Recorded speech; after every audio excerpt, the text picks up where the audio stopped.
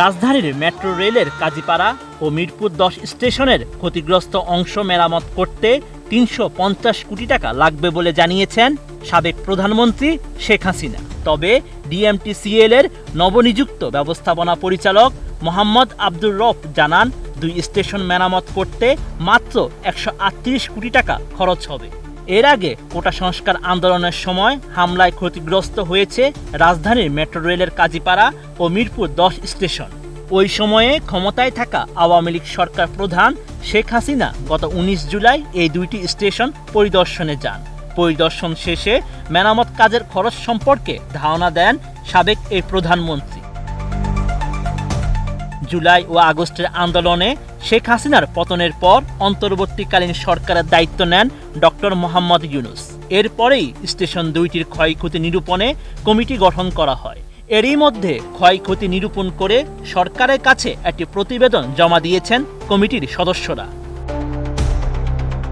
প্রতিবেদন অনুযায়ী হামলায় মেট্রো রেলে ২ স্টেশনে টিকিট কাটার ভেন্ডিং মেশিন থেকে শুরু করে ব্যবহৃত কম্পিউটার, অফিস কক্ষ, দরজা জানালার কাজ, mass rapid transit card, ticket punch করার দরজা, ক্লোজ সার্কিট ক্যামেরা সহ ইত্যাদি ক্ষতি হয়েছে।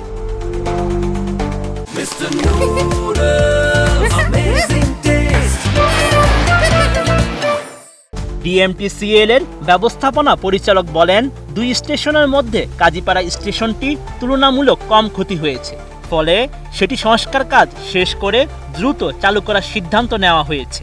তবে মিরপুর ১০ মেট্রো স্টেশন চালু করতে বেশ কয়েক মাস সময় লাগবে।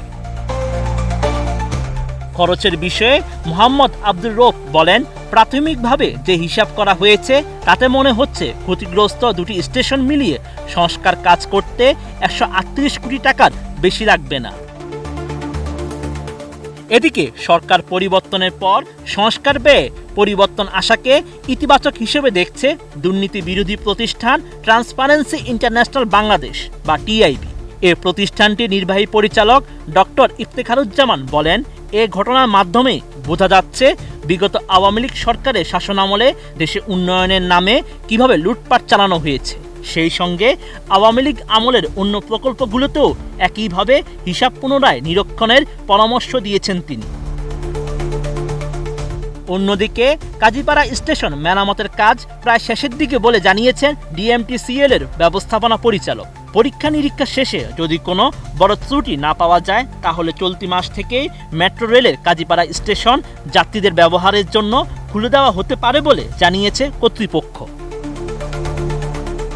Sheikh Farid, ATN news.